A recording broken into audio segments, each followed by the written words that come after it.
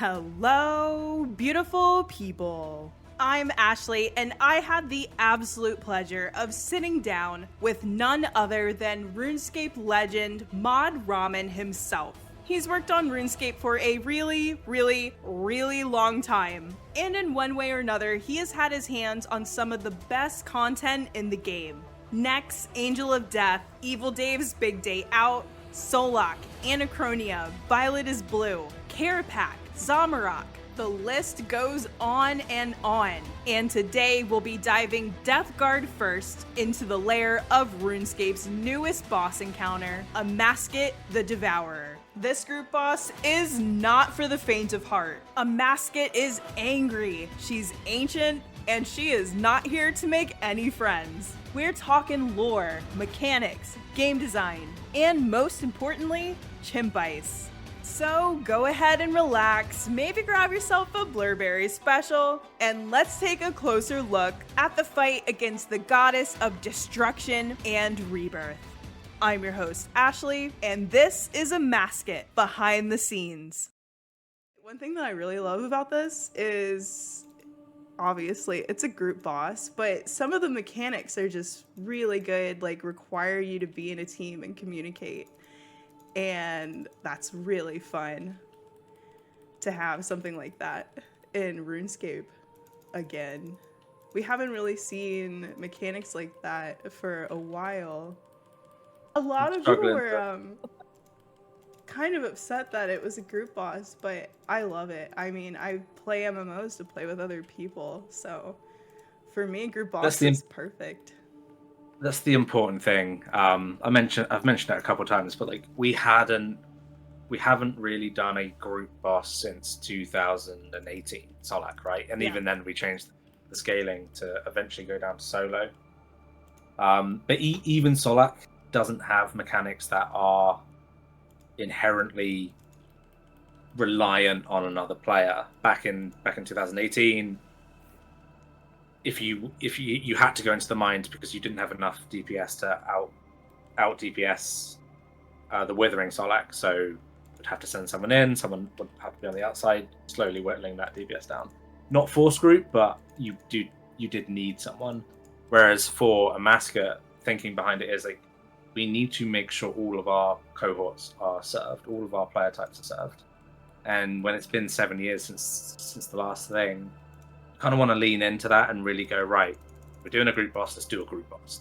Let's not just say, oh, it can be soloed, but it scales up to 5 people, so therefore it's a 5-man group boss. That's not a group boss. That's just a very, very big solo boss with 5 people's worth of HP. So we said sod it and lent in and just said, right, here's a mechanic that requires 1 person. Here's a mechanic that requires 2 people, and we just full on lent it. So super happy with how it all turned out.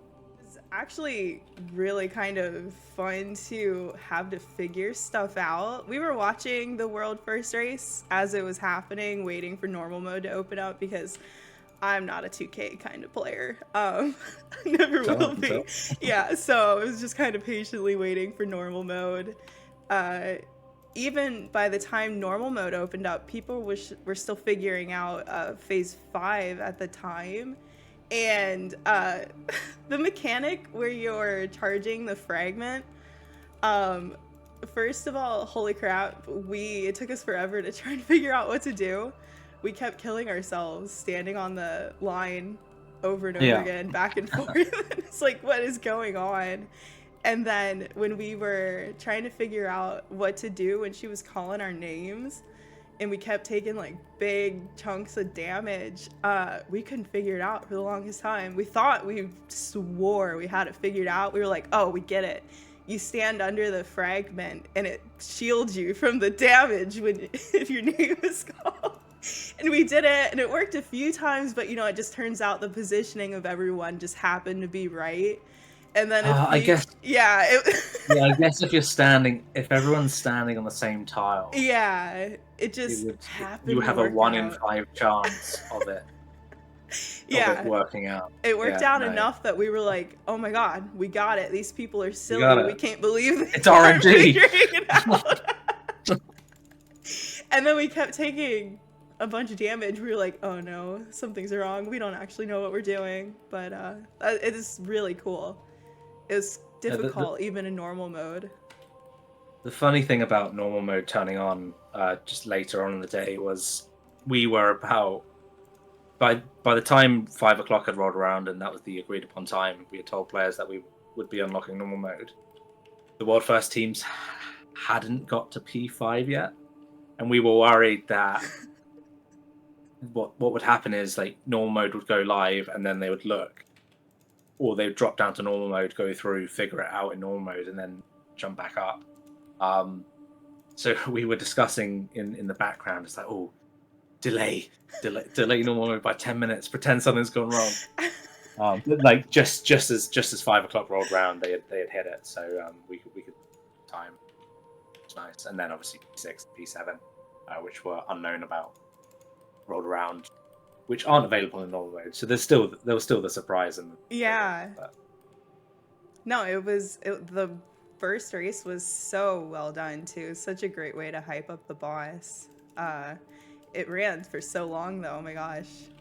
Yeah, it's something we've always admired other games doing. Contest mode from Destiny, Race to World First, World of Warcraft. There's plenty of other games. I think Final Fantasy do a sort of a contest mode week, and we've unofficially done them in a way based on just how long certain bosses took to kill. Like old school RuneScape's Inferno took a couple days. Solak took, I think, 10 hours as well. So we were just like, yeah, let's lean in and sort of make it a bit more of an event that we host. We did it for Zamrak as well, but the learnings from Zamrak were, I think it was race to 100% enrage, and we were watching players do the dungeon more than we were actually watching players do the boss more. Yeah. It was like 25 kills that they had to do. So we were like, okay, cool. It was crazy. Let's never do that again. But when we were discussing it, we were just like, yeah, let's do it. And it adds a layer of pressure because bosses are hard things they're complex things to make. Yeah. Things go wrong, and if you're sitting on stream and then all of a sudden the boss breaks and suddenly just dies and the race is over because someone's used group vengeance and damage that goes through the combat system overflows, and all of a sudden the boss is one shot in the same way that happened with Solak, you'd be like, oh, that's a problem. So it's definitely a nail-biting experience, but the fact it went the full 10 hours, we hotfixed things as soon as they came up instantaneously. Yeah, it was a very, very smooth process. You mentioned some hotfixes. As a player, it seemed so smooth, the release. I don't know how many bugs there actually were that happened, but oh my gosh. We were like... The hotfixes, yeah. So impressed. They weren't, it was definitely one of our smoothest boss yeah, releases. It seemed like it. At least one of my smoothest boss releases, that's for damn sure. There have been smoother, but there wasn't anything bad or game breaking. There were a couple times where the boss stayed immune, but that's before players had even figured out there was a P6 or a P7, so we were able to sort of hop on top of that, get that sorted quickly. There was an issue where players were tanking just like tons of damage, and if you're doing 32k hit to a player and you're casting Reflect, the NPC that's doing that damage, if it has less than 16k life points, that thing is getting one hit. So that was happening on the platform minions. So it was like casting a big hit, it would just die in 2 hits, so then they would get up to the top and not be able to find a platform mage to get through. But again, we fixed that within 5 minutes of seeing it. So every time we're in the background, everyone see me sort of trundle off upstairs. Yeah. And like, oh, hotfix time. You kept disappearing. But, super, smooth release, and happy it was smooth for the players, because if it had gone wrong, it would have marred the experience, and not only for us, but also marred the experience. The race toward first. So how funny, I saw that at some point you guys were starting instances or making them become full or something so people couldn't. Yeah. Fix that one real quick. Fix that one real quick. Because like what happens when you try and join an instance? So the way that the spectate sardine, as it were, the tool was, it puts you in the instance and then shoves you up a level. So you can't. And if you try and mod teleport down with the scroll wheel, it will give you a message that tells off the user and say, "Oi, stop teleporting," and teleports you back up to level 2. Because nothing happens. Like the way RuneScape works is there's level 0, there's level 1, there's level 2, there's level 3, and there's level 4. These are like different levels. Yeah. Okay. Most things happen on level 0, and some things in the boss fight happen on level 1. So level 2, 3, we put everyone on there. But there's a command when you try and join an instance that just counts how many players are in a region, regardless of what level they're on. So when the JMod was keen on the spectate sardine, they joined and jumped up a level, and the 5th teammate to get in. So we quickly just rectified that by just going, cool, count everyone on level 0, count everyone on level 1, add them together. Is that less than 5? Is that equal to 5? Cool. Let them in. That sounds so confusing. It's not confusing, but I've just done a really... No. You know what else I really like about this? It was so funny the first time we encountered the modest crocodiles. Yep. And we tried to kill them. And we ended up on the floor. Yeah, everyone's like, Omnipower! Wild magic! Like, kill it fast. It was like, nope. Oh no, what the heck? Very similar to the reflect spiders from Raxi. That was so funny. Stuff like that is just hilarious to me. So the boss it's not all out yet. Yeah, 4K. So by the time you're watching this, 4K isn't out. So the reason we chose to hold back 4K is one, we want to roll in feedback, right? 2K is and was a challenge for players. We have this awesome opportunity to, with enrage bosses, a lot of the time you're just scaling up HP, you're scaling up damage, and we had this opportunity to say, because we launched the Race Award first difficulty at 2K, we can monitor feedback, we can implement feedback for 4K only, because there's not the jumping of enrages between you're not plus 10, plus 10, plus 10. It's just 100, 500, 750, 1K, 2K, 4K. If we release, I think the plan currently as it stands, that don't quote me on this, but it's literally me saying it, so you can quote me. Don't quote me on this. Unofficial quote. Unofficial quote. I think last we were discussing is we'll probably push it out with Combat Mastery, which comes out sometime in September. So that comes out, and then you've also got the 4K. So you've got a couple different PVM challenges to step into. What we really need to remember is 4K is so niche. Yeah. It's super niche. It's not for everyone. So those players can wait. It's coming. It's coming with Combat Mastery stuff. So there'll be achievements to go along with all the titles. Yeah, so. I've seen people theorizing what they're going to be for Amascut. Some people already worried about unorthodox. Yes, it's sadistic. They're already worried. It's sadistic. Complete a kill with complete. I don't know if that's possible. Actually, I should probably check. I'm not going to announce what it is. Okay. I just realized that might not be possible. I think the funniest one I've seen somewhere was someone was imagine if they make one where you have to throw 100 scarabs at a Amascut or something before killing, or just silly things.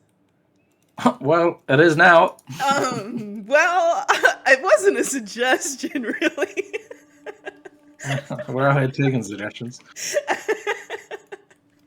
No, yeah, the holding back the 4K is the right thing to do.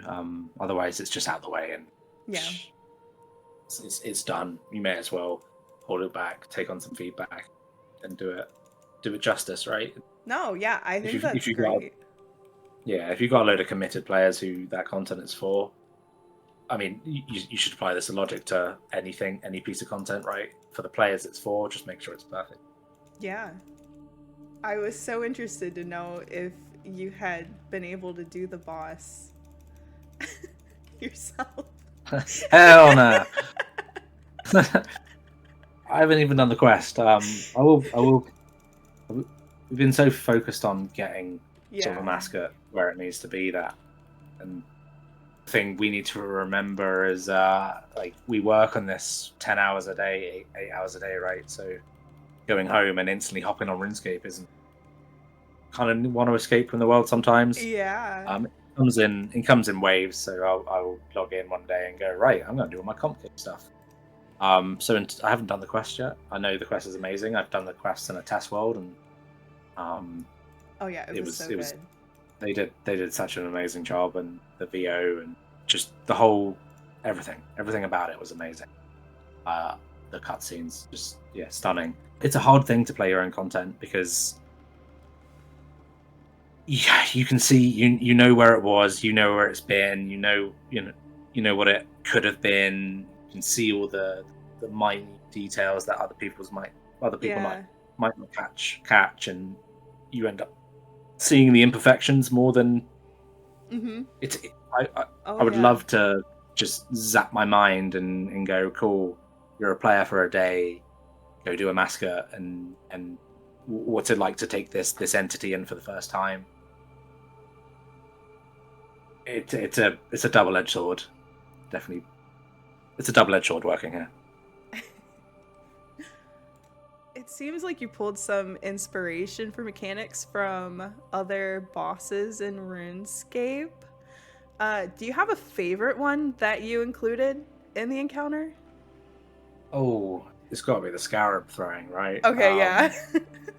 What's so interesting about this one is at the start when Ryan and I were working on it together, we do rapid prototyping where we would just make some mechanics, show them to each other. I made it and I showed it to him. He turned around.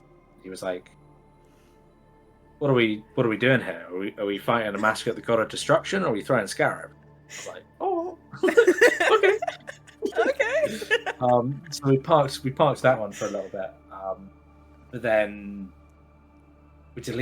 I even deleted the code, and with version control, I don't know if you know about version control, but version control means there's a backup somewhere. Okay.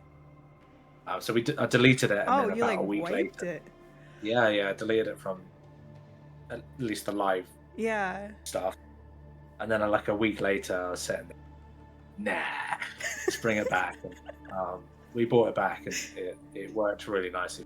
There's a little bit of clunk that needs to be cleaned up because it's the first time we're sort of doing something like that needs that reactiveness, that reactivity of click, throw, click, throw, click, throw. So with RuneScape, that works on a 0.6 cycle. If you're trying to do ding, ding, ding, ding, ding, like too quickly, it doesn't bug out, but it just clunks out, let's say. So there was definitely room to clean it up a bit. But yeah, definitely my favorite mechanic, and having it so when you throw it into a portal, it gets sucked through and appears on the other side, and someone else picks it. Yeah. It was just super fun. Worked really nice. Yeah, it's fun. It had us laughing because you can really chuck those things. Oh, if you could click, you could throw it to the other side and kill it. There's no range check on it. If you could click it, you could throw it. Yeah, I felt like Joe Montana or something. I was like, holy crap! No. I was about to say you don't know who Joe Montana is. No, I mean famous football quarterback. Kobe, Tom Brady. Yeah, Tom Brady. I felt like Tom Brady. Luke Littler. Yeah. Who else throws? I don't know. Along the same kind of lines, was there any mechanic that you kind of like thought of it, looked at it, and then you were like, no, just like absolutely not doing this? Blimey. Blimey. There was one mechanic sort of called Meteor Strike that never made it to fruition. again, earlier on, we were having discussions, and we were like, for a point and click game, you don't do a whole lot of point and clicking in bosses, right? You Yeah. just sort of mash your action bar and do a lot of damage and do that. So there was originally an idea where she would like sort of draw meteors out the ground or something out the ground, and as they were rising up, you could click them to weaken them slightly before she pushed them out. Oh. But it became a little bit too click intensive, and it was hard to get the click boxes to line up nicely. And Oh what yeah. you don't Okay. what you don't want to do is like have players trying to click something, and the click box moves, and they sort of run into a mascot or run into a Yeah. dangerous thing. So we kind of just killed that one quite early on. There's many mechanics that we whip up or change or delete. Any boss has a load. You kind of touched on this a little while I was leeching a kill, but about how long, hour-wise, months-wise, days, whatever kind of metric you want to use, but about how long did it take to make Amascut? So initial concepts sort of kicked off January-ish, and that we go through a process called pre-production, then we move it into production, where you sort of get the rough design.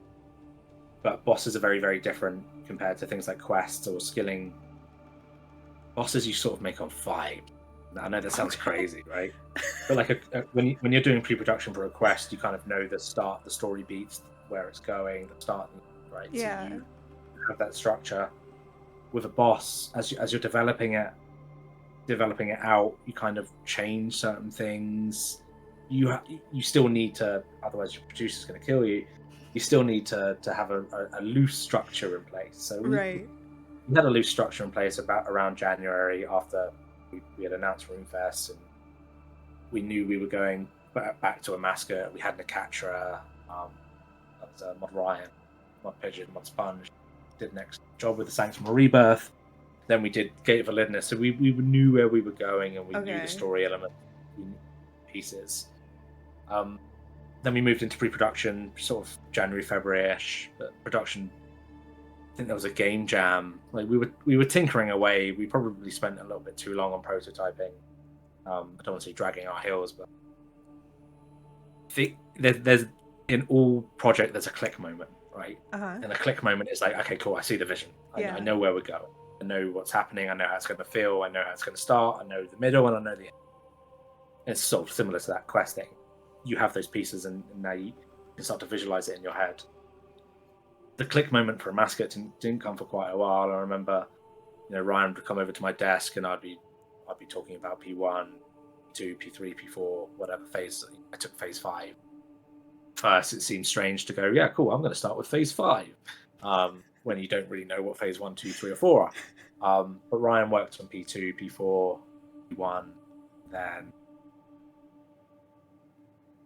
we had that click moment after we spoke about the themes of, right, cool, what we're doing, P2 and 4, you're going to collect fragments of Tumican. It makes sense that now you have the fragments of Tumican, you reform Tumican. And then she blows Tumican apart in P6, so that was our aha moment. And that aha moment came in January, February, March, maybe April time. So by that time, 3 months had passed. Anyway, long-winded question. 5-6 months. 5-6 months, but the last couple of months were like, they were full on. They were pedal to the metal. So you've said that you listen to songs on repeat while you're working. Was there anything you were listening to while making Amascut? Okay, fascinating. Yes, fascinating question.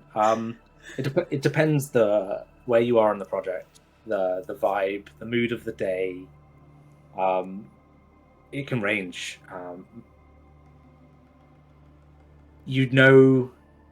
I'm working on a boss if I've listened to a Taylor Swift album.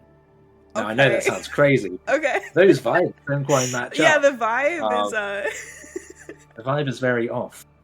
But I don't know. Usually. Yeah. some Taylor Swift if I just need to sort of lock in and focus. But it varied. Like once you get into the rhythm, and when you're coding, and then you code, and then a lot of bossing is self-testing, right? You don't just code something blindly and then send it off to QA. You kind of code it, test it, code it, test it, code it, test it. And you get into this sort of rhythm of things. So then you get the Linkin Park, and discovered a new band whilst was developing this Spirit Box, which heavy screamo. Okay. A little bit. That one kind of matches a little more with what I kind of matches. But then it can go from soundtracks like the Vikings, the hit TV show Vikings has a really awesome soundtrack, and then you kind of want to lean into themes. So we were listening to Amascut's Promise from Old School. Yeah. Moon Knight has a great soundtrack, and obviously leans a lot on the theme of Egyptians. Just getting into the headspace, kind of feeling it out, as it were. But yeah, it goes from Taylor Swift to just straight white noise, or you type into Spotify, just the sound of a washing machine spinning for 10 hours. It varies. What would be if I had to pick a song of the project?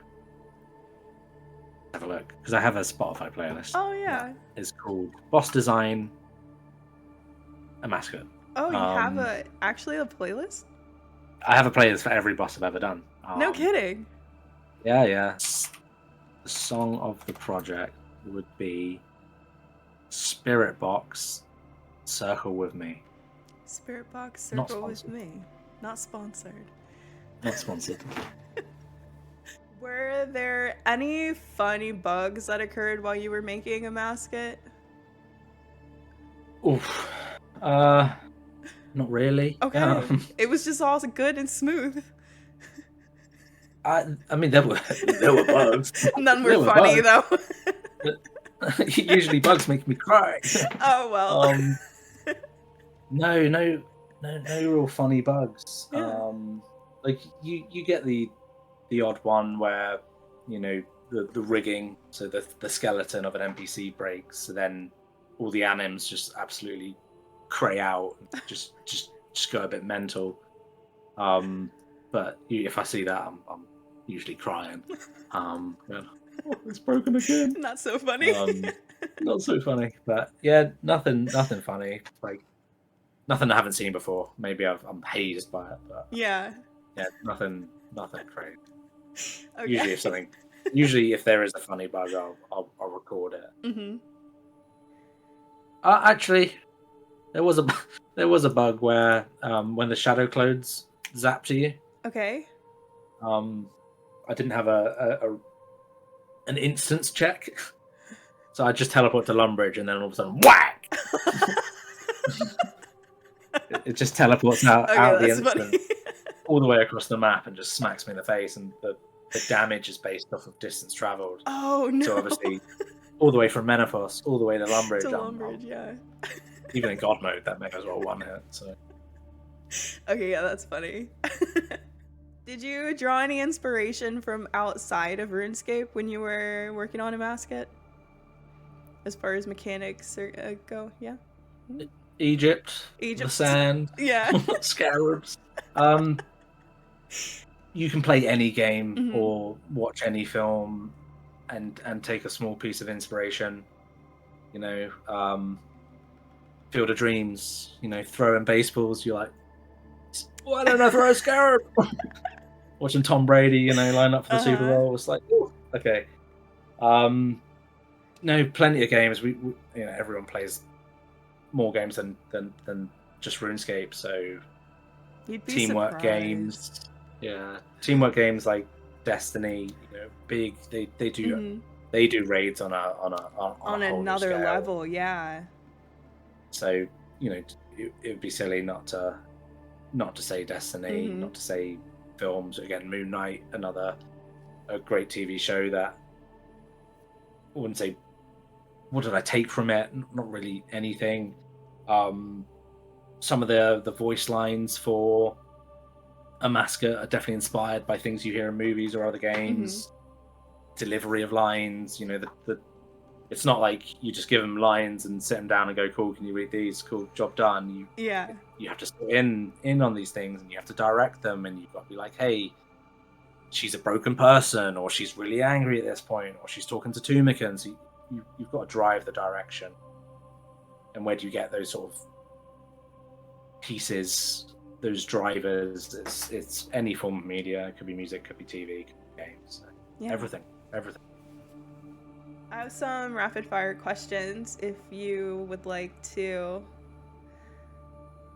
answer. Yeah, cool. This might either get me fired or hired. I don't know. No, don't worry. The team's seen them already. Nothing too crazy. Cool. Cats or dogs? Ish. Cats? Cats. Okay. Dogs are cool, but cats are cats.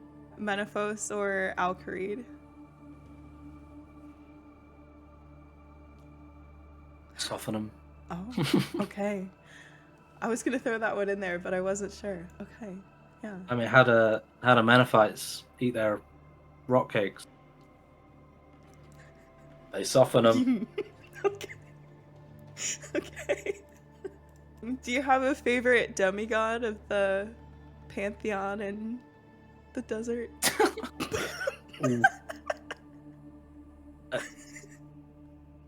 Atmacan? She's cool. I can't stand it, Florin. Okay. Wait, what? Why? I don't know. Okay. I just got one of those faces. Okay. Yeah, he's just got one of those faces. I don't know what it is. Okay. I'm sick of him. Sick of him. Elidness is cool. Amascut's cool. Oh no. Okay. Do you have a favorite desert quest? The most recent one, right? Oh yeah, the one I haven't done. Totally, yeah. Favorite desert quest? God. Do no evil, see no evil. What's it called? Do no evil. Mm-hmm. Do no evil. Is it called Do no evil? Yeah. The one with the monkeys. Yeah. There's a. I won't spoil anything for you. I've done it. No, the new one. They're in the new one. Oh, well, that's a spoiler. Well, yeah, something happens to those monkeys. I'm not going to spoil it for you, but they're in the new one. The quest has been out for like 2 weeks. Come on. Something happens to them. Maybe they die. Maybe they become demigods. Maybe they joined the pantheon of gods. You know, I don't know. Efton. This is a very important question. The most important question I've asked you today. It's about economics. It's about fair market prices. Is the deliciousness of chimp ice enough to justify the 100 gold coin purchase price? Do you have magnums where you're from? Yeah. I don't know if they're the same, but yeah. I would say they're... Nah, chimp ice. Surely it's covered in chocolate. Chimp ice. I think they're covered in chocolate, yeah. I've always thought chimp ice is a pretty magnum-esque. Would I pay 100 G? I'll probably pay 200 GP for a chimp ice. Oh my gosh. He's getting ripped off. I think we're getting ripped off. No, we're not getting ripped off. Roku, the guy that sells them, is getting ripped off. 100 GP. Oh no. I think they're worth more, but oh my god. You got to hustle culture. Oh is it hustle culture? I don't know. Yeah. Or is it just being cheap? No, I'd pay 500 for a chimp ice. 500 for. Why is the price going up? Economics. You know? I guess maybe inflation, since whenever they came out in the game, you'd maybe factor in, oh my gosh, they'd probably be way more expensive. I don't work the stock market, so I work the chimp ices. No. Is it worth 100 GP? No, it's worth 500. Easy. Oh my gosh. Easy. Figuring. And you know what? I'm going to go change it in the code right now. Look what you've done. I've ruined it. Thank you for sitting down and answering some of these questions. look, thank you so much for having me. You know, let's shout out the entire Amascut team. Yeah. Not just me, bigger team, QA, character, animation, the production team behind the Race to World First. You know, massive team, and obviously thank you to yourself. Thank you to the players that took part, and thank you for having me on this call.